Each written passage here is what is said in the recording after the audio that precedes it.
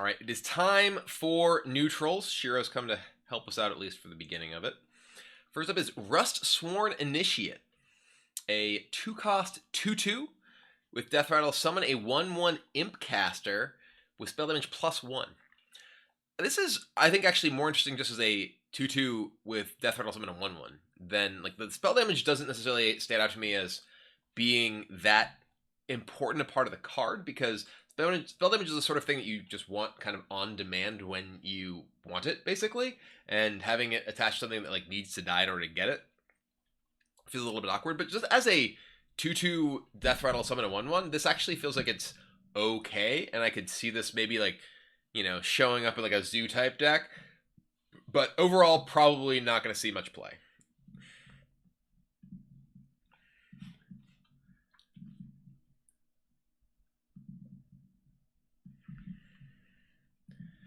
Next up we have Felfin Navigator, a 4-cost Murloc, 4/4 Battlecry. Give your other Murlocs +1/+1. This almost feels like a Battlegrounds card. Yeah, I feel like there's actually a decent number of Murloc tools in this expansion. I feel like this is a card that could easily go into the Murloc Paladin deck that I was talking about. A very powerful card to come off of the Underbelly A Wand, the Angling Wand. Very powerful to be able to line up with the Murloc that awakens and summons other Murlocs. So I feel like this is, you know, just a totally decent minion in a Murloc deck. Most stuff we've seen from Murlocs is, you know, like buff health, buff attack individually. This as +1/+1 is, you know, and as a 4/4 itself, I think is a pretty powerful card for those sort of decks. So, you know, as a neutral, I feel like, you know, if there are Murloc decks, this is likely to show up in them.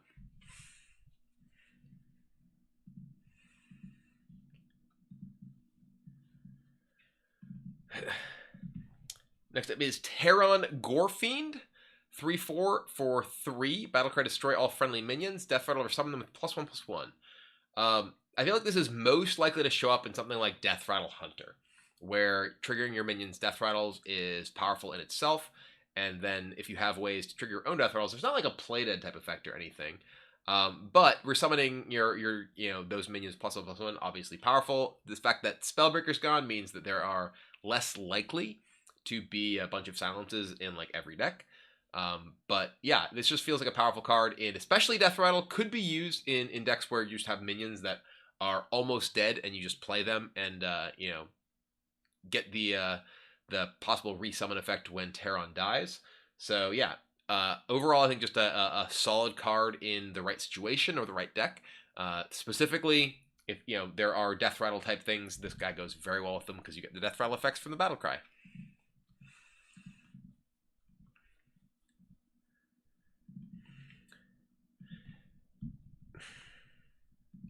Next up is Scrapyard Colossus, a 10-cost 7/7 taunt with a Death Rattle. Summon a 7/7 Colossus with taunt.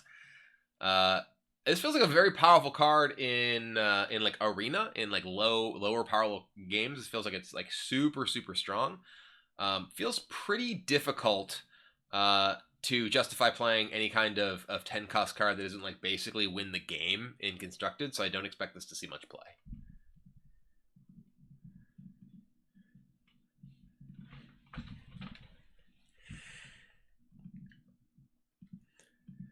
Next up is Imprisoned Vile Fiend. Shiro's like, I'm an imprisoned Shiro. I want to be free. Here you go. You're not a Vile Fiend. You're a Fluff Fiend.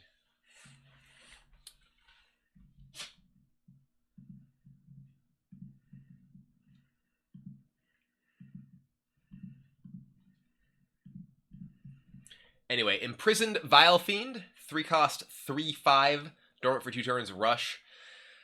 Much like I talked about with a lot of the imprisoned minions, any kind of imprisoned minion that relies primarily on the fact that it has efficient stats for its cost is essentially terrible after the early turns. I feel like this, you know, falls into that category, and in particular, the fact that your opponent can set up for your you know, telegraphed rush minion makes it feel like that much worse. You know, they can just be like, okay, well, I'm not going to play anything that a 3/5 trades into well. So I just don't feel like this is a very powerful card overall, and don't really expect to see much play. It's going to be a theme of the neutrals, I think. Next up is Terror Yard Escapee. 3/7 Demon. Battlecry summon 3 1/1 Huntresses for your opponent. This, I think, has a couple of roles. One, it possibly is good if you have like Risky Skipper, Whirlwind type effects, but still probably don't want to play it.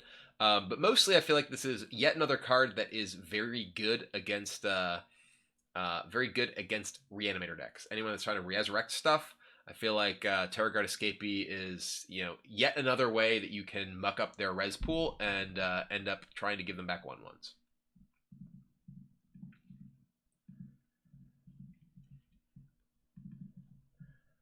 Next up, we have Rustsworn Cultist.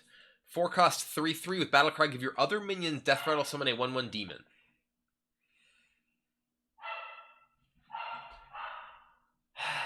We're almost done, Shiro!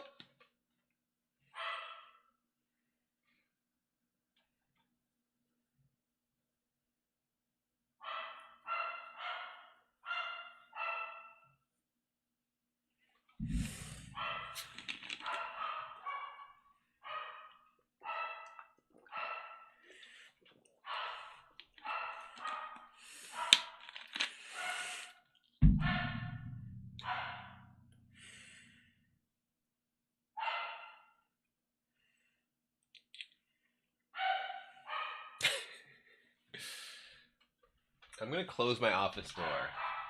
See if it drowns it out enough.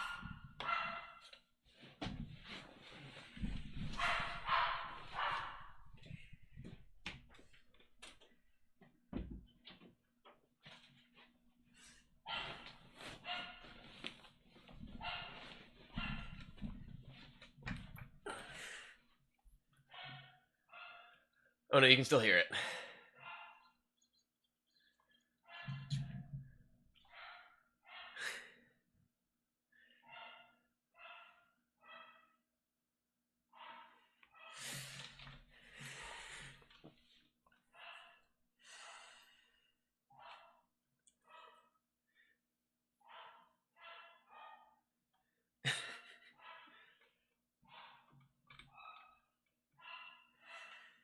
I'm gonna let him tire himself out of working.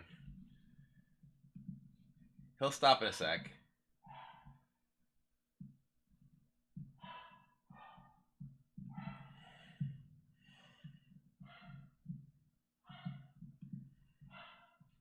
Why do you have to climb up your chair?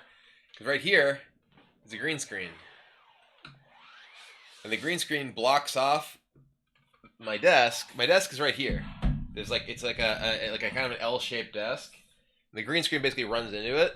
So I have to climb under the desk or else I have to take the green screen down.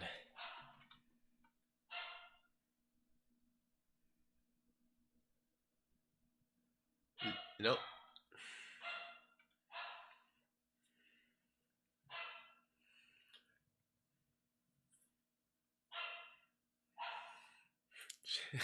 Yeah, Shira's like, a dark portal, don't open it. Dark portals are bad.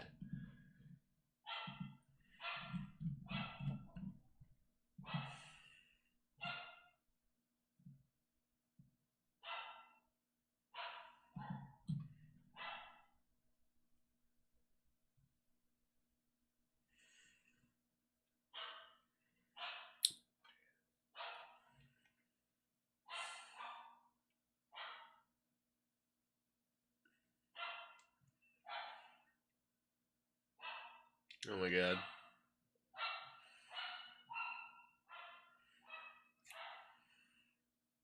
The Borking Crusade, basically. It's basically the Borking Crusade.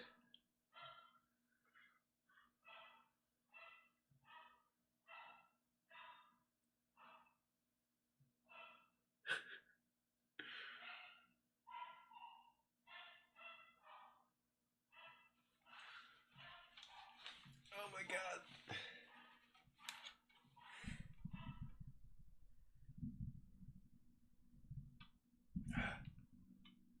He stopped. Nope. least slowed down. It's like he heard me.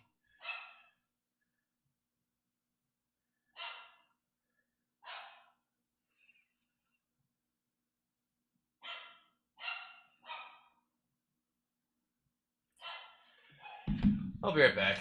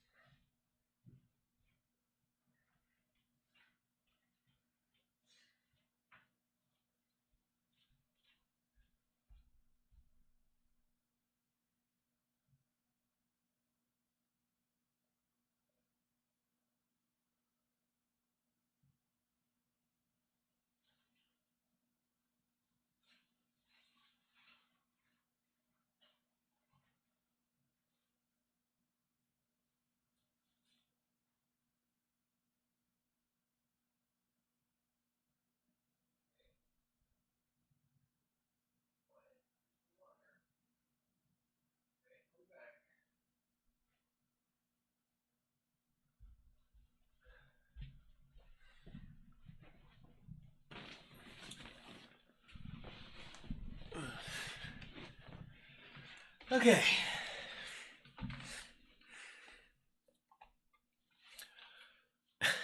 Oh, gotta reset the webcam again.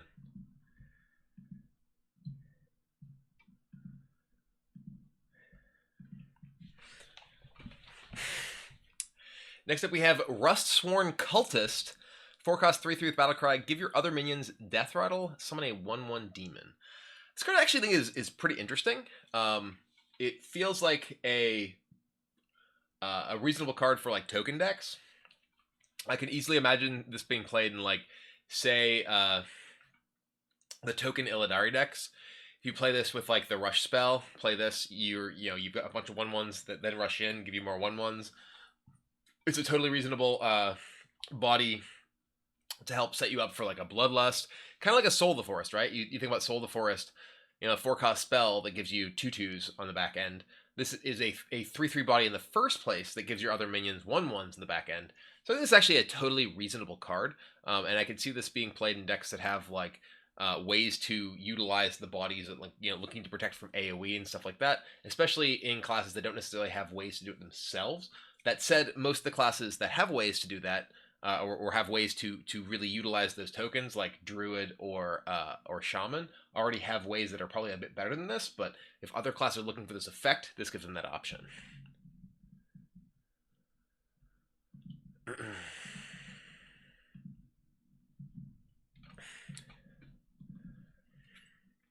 Next up we have Replicator, a 4-cost 3/3. At the end of your turn, transform a neighbor into a copy of this. This is a weird card. I can see maybe you play this in like a token deck. You're just like you're like hero power using a totem, whatever. Like start making a bunch of these. Hope your opponent can't kill them.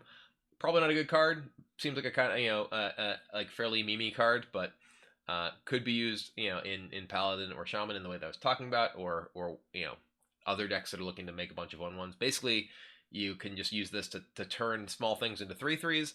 3/3, unfortunately, is a very easy spot for people to AoE, like Crazed Netherwing, now like Chaos Nova, whatever. So unlikely to be great. Maybe you can buff this and then start making copies of it, and that could be more powerful. I doubt this is going to end up being a card that sees a lot of play, but it's definitely going to be a card that can create some pretty crazy highlight reels if you do end up using buffs on it. Maybe in Wild, you end up magnetizing to this and suddenly have, Replicator with Ziliax and War Gear, and everything is just like, suddenly enormous. So he's also really cute.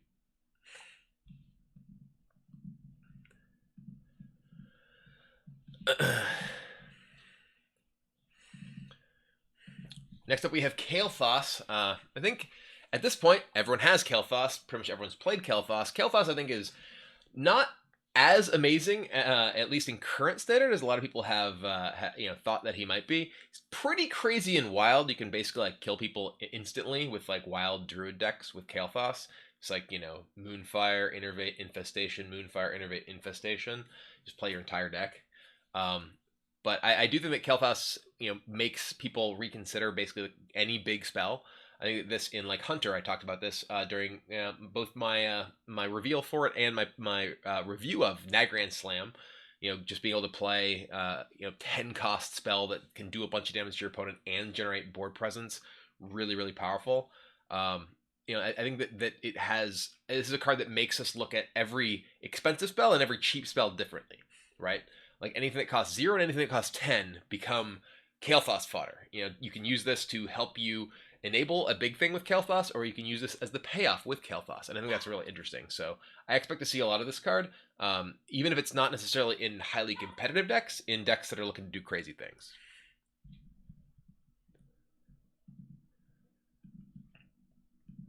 Shiro's hearing me. He's borking. We gotta go fast.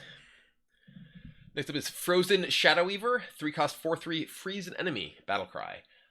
Glacial Shard was really good. This isn't a 1-cost card, but 4/3 for 3 is totally reasonable, and freeze effects are good.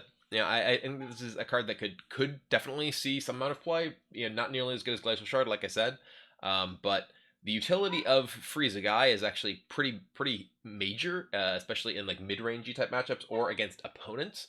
The fact that this works on your opponent for like a Demon Hunter who wants to be attacking every turn, being able to freeze them in a class that otherwise couldn't do that can be a really effective way to shut down a lot of what those decks try and do. So I don't think this is an all-star by any means, but this could be a role player in some decks that are looking for this effect. He's at least working quieter now. Next up is Bone Chewer Brawler, a 2-cost 2/3 taunt. Whenever this takes damage, gain +2 attack. I like that we've actually just gotten to the point that we have 2/3 taunts for 2. Like this used to be like a combination of ability and stats that like you just didn't really see that much. This kind of thing is good. This in like Priest, this can take damage and then you heal it, and then it takes damage again and you heal it. It just keeps getting buffed. This could be good in Warrior. That's like looking to like inner rage this or Whirlwind or whatever else. So I think this is one of those like fairly simple common cards that is very likely to actually see a decent amount of play.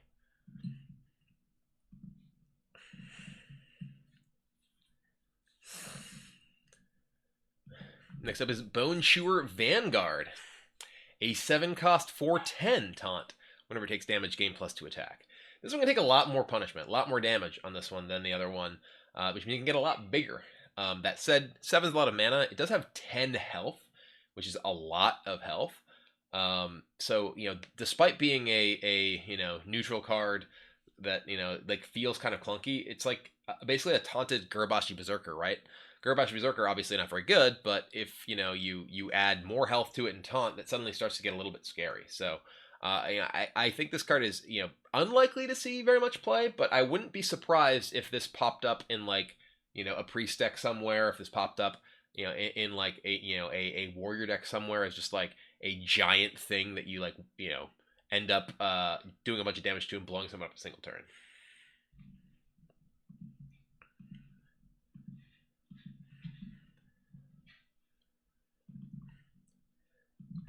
Next up is Burrowing Scorpid. Battlecry, deal 2 damage. If that kills the target, gain stealth on a 5/2 beast. It's kind of a neat card. I don't really expect this to see much play. Actually, let me think about it a little bit more.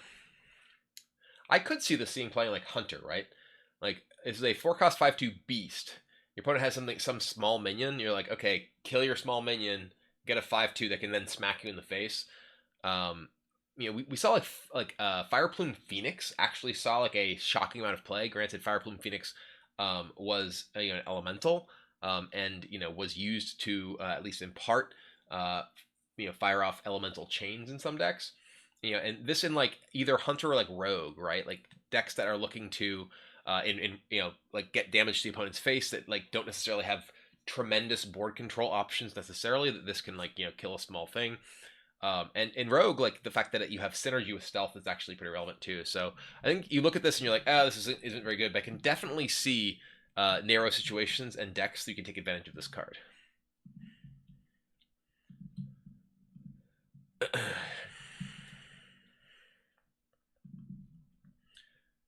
Next up is Ruststeed Raider. It's a 5-cost 1/8 Taunt Rush. Battlecry, get +4 attack this turn. This card just seems actually, like, pretty decent. You know, compare this to, like, Militia Commander, right? Militia Commander was a 5-attack rush minion that, you know, actually did see play basically until Mummy came around, and Mummy was just insanely good.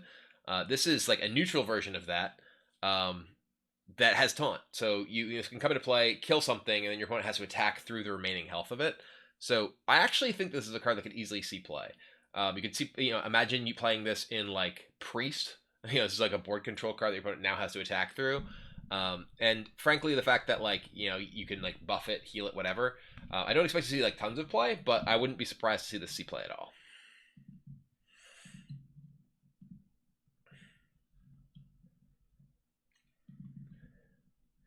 Next up is Blistering Rot. It's a 3-cost 1/2. At the end of your turn, summon a Rot with stats equal to this minion. So it doesn't keep copying itself, but it keeps making a Rot. So if you have ways to buff this, you know, it's kind of like the Replicator dude, right? Like, except you don't necessarily have to have the additional tokens, and it just kind of does its own thing. We've seen a number of cards like this. I doubt that it's actually going to see any sort of meaningful play. If you can somehow make it huge, like somehow hand buff this. I can't think of a way to hand buff this, but you could somehow hand buff it. Bleh, the blob, it's spreading, but I you know, really doubt this will see much play. You know, Echoing Ooze at least cost 2, which, you know, made it a lot easier to, like, play the Echoing Ooze and buff it. But if you have, like, buff effects, like, maybe this could end up actually being good. Like, if you play, like, say you're playing Zoo, and you're like, you know, or like Shaman, you like Storm's Wrath or Grim Rally, make this big, opponent can't easily kill it, just keeps making more of itself. Maybe you're playing this in, like, Embiggen Druid, you like Embiggen it, and, you know, suddenly get more guys. I don't know. Doesn't seem very good, but yeah.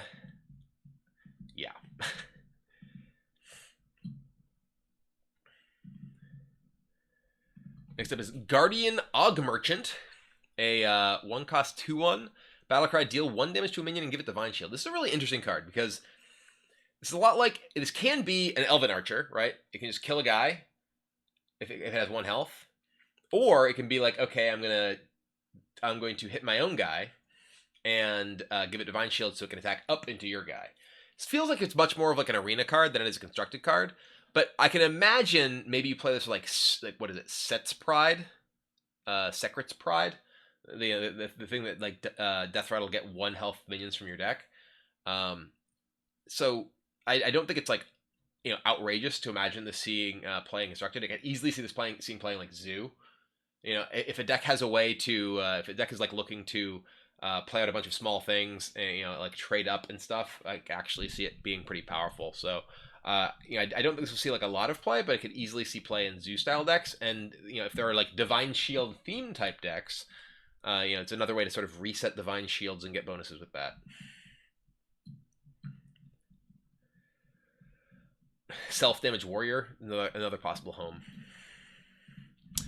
Next up is Dragon Maw Skystalker, 5/6 dragon for 6. Death Rattle, summon a 3/4 Dragon Rider. Just fell off. I doubt this will really see very much play. You know, this is probably just like a card that comes off of Alexstrasza and you're sad about it because it's just not as good as the other things you could get. It's just not a good enough combination of stats and ability to really see constructed play.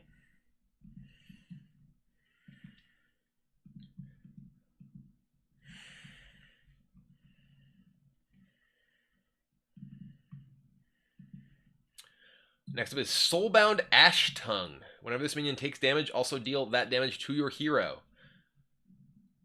Shield Slam lethal. I don't know that I would play this card. I wouldn't play this card. I'm gonna get Shield Slam lethaled. What's going on?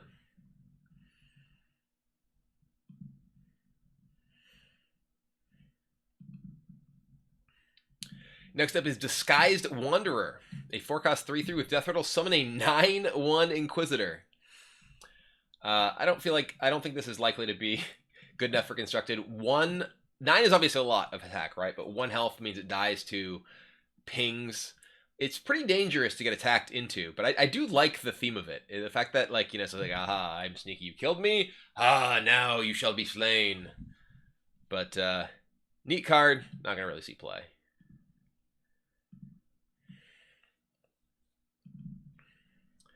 Next is Waste Warden, 5-cost 3/3 Battlecry, deal 3 damage to a minion and all other minions of the same type.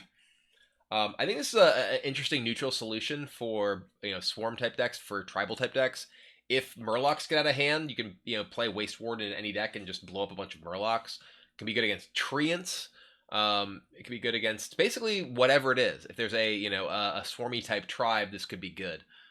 So yeah, I think this is a neat tech card that will only really see play in that way as a tech type card that shows up infrequently. But I could definitely see this finding a home in decks. Next up is Overconfident Orc, 3-cost 1/6 Taunt. While at full health, this is +2 attack. This feels like it is a reasonable priest card. This is a 3/6 Taunt for 3, which is very, very powerful. And yeah, if you're able to keep healing this, it's actually pretty strong.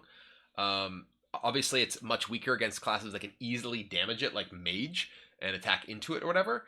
But overall, I think this is a pretty strong card, possibly in like those board-focused priest decks that I was talking about before. Gives you a lot of value for healing, especially because there aren't more overconfident cards.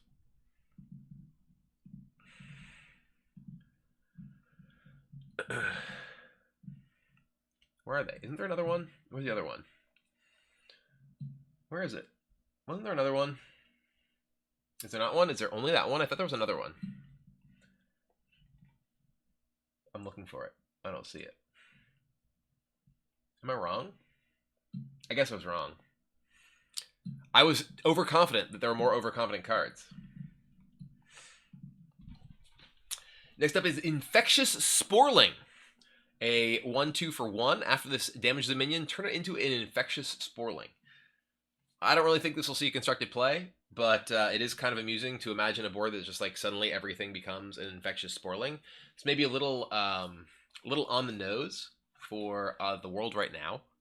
But yeah, let's hope this doesn't get out of hand like it has in the real life.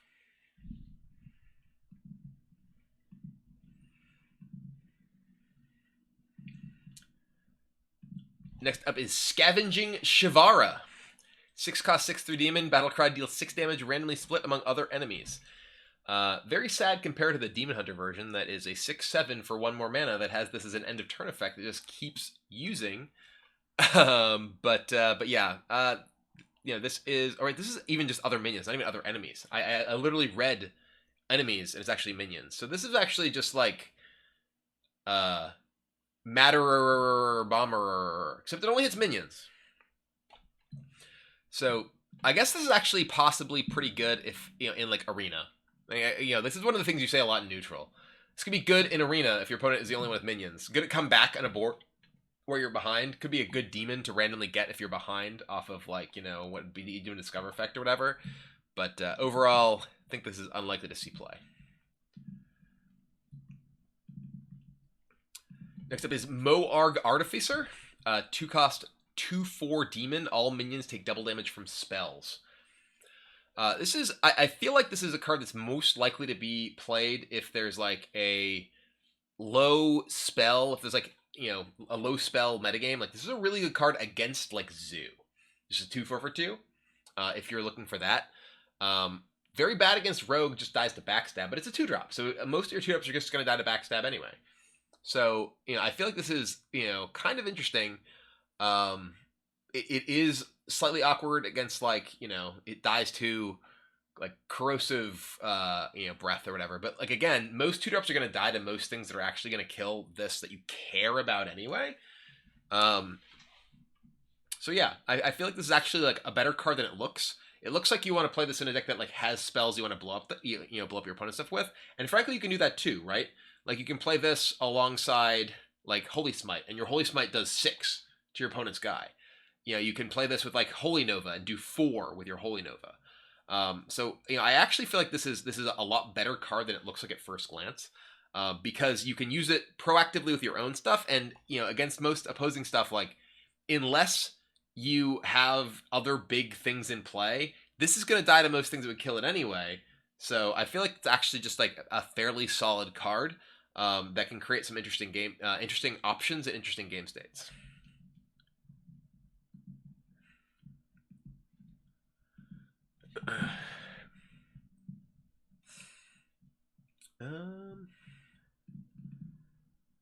Next up is Supreme Abyssal. Can't attack heroes. We can't go face. I don't want it. No, I mean, this is, arena, pretty powerful. Kill your opponent's minions, crush them. 8 cost 12. But yeah, you can silence this and get someone for 12. Boom! But yeah, I don't think this is a card that people will actually put in their deck, but it could be a powerful card to get off of random demon effects with like Galakrond as long as you can silence it. Or just, kill all their minions with it.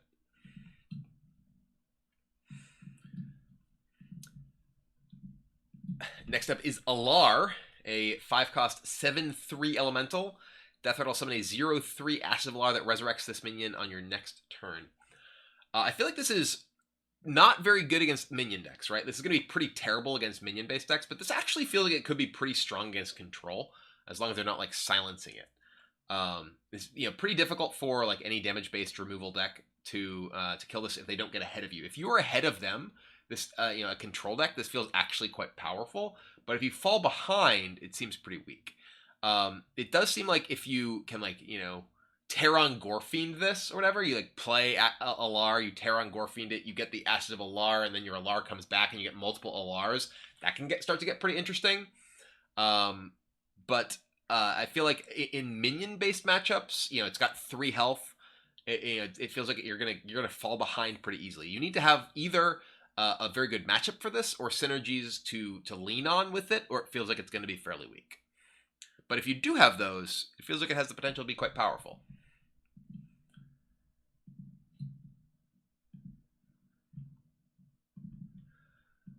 Next up is Maiev Shadow Song. This is probably the best neutral card in the set. 4-cost 4/3 Battlecry. Choose a minion. It goes dormant for 2 turns. This is insane against like a taunt. This is insane against opposing aggressive minion. This is insane against any kind of buffs. This card is just super powerful. I feel like we're going to see a lot of Maiev in pretty much any deck. You can even like Maiev your own minions and then like use mass removal effects. You can use Maiev on your own dormant minions to re-trigger their abilities.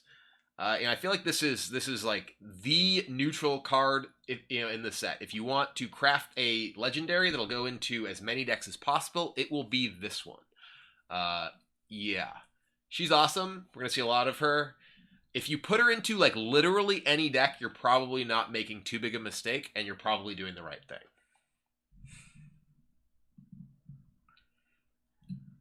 Oh, it doesn't clear buffs. I guess dormant, yeah, okay. It's still good against at like dealing with a big buff minion if you can't deal with it, but yeah, I guess it doesn't actually clear buffs like a Spellbreaker would.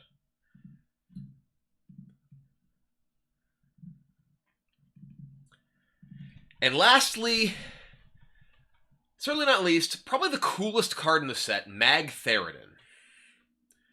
It's a 4-cost 12/12 demon with dormant.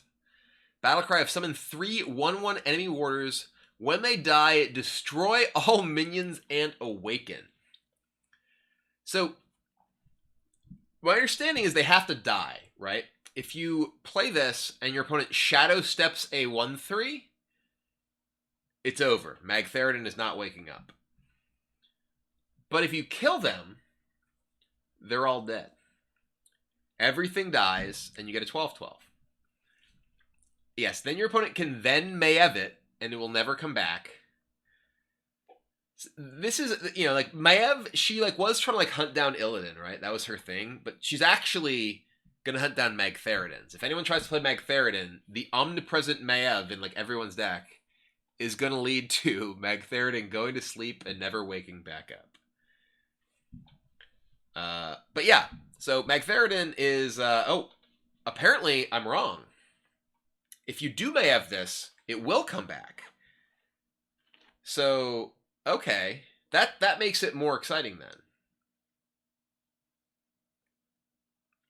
It actually, I was thinking that if, you know, it would have to achieve its own, here, we'll start that part over then. We'll just, forget I said anything about Maev. Remove that. So yeah, Magtheridon, if you play this, you know, you can play this on turn 4, your opponent gets some 1/1s. As long as they're not playing Rogue, and it can Shadow Step them, you don't have to worry about them just going away. You can like try and clear them. You can play this in a board that you have a few minions and attack into the minions. Then those minions blow up, kill your opponent's other minions. You get a 12/12. You can play this. Then you can play Hellfire on 8 mana, kill every minion in play, and you end up with a 12/12. There's a lot of options for how to use Magtheridon. So I expect him to not necessarily be quite good enough to be like a regularly played, like, you know, constructed tier card is my guess. Just because, you know, it requires combinations of stuff to work very well. You know, a lot of the ways you'd want to actually trigger him would be with your own minions, and he kills all the minions in play. But yeah, the Warders, the Warders probably don't have taunt. It probably would say with taunt if they did have taunt. So you can't like use your own minions in a board where your opponent has taunts. If your guys like get Faceless Corrupted, the 1/3s get Faceless Corrupted, they go away too, so they can't die, so you don't actually get to kill them. So I think most of the time, if you're playing Magtheridon, you're gonna want to kill the Warders in the same turn. So mostly gonna want to play it with like AoEs and stuff, which does mean that you effectively turn Hellfire into a 12/12 and a Twisting Nether. So I would imagine this sees the most play in Warlock. But, you know, I could also imagine it seeing play in, like, Warrior with Bladestorm, as long as, you know, if there's, like, big things, you play this, you play Bladestorm. Warpath's going away, so you can't play this and, like, triple Warpath them away. You could play this and, like, Brawl, and it's dormant, and if, you know, the 1/1s die, then the Brawl resolves, Magtheridon wakes up, kills whatever won the Brawl, and you have a 12/12. You could play it with like Flick. You could play like, you know, this into Flick, kill them all. The Flick dies. I don't know. There's a lot of options, but it's certainly a very exciting card, and I'm looking forward to at least seeing what its animation is, because I'm sure Magtheridon waking up and blowing up the world is cool. I remember, you know, the Magtheridon encounter in the Burning Crusade was one of the coolest ones. You had to like kill the Warders, then wake up Magtheridon, then kill Magtheridon. And it was a pretty wild encounter too. So I am excited for Magtheridon. I'm excited for Ashes of Outland. I'm excited for all of this. That is the end of my review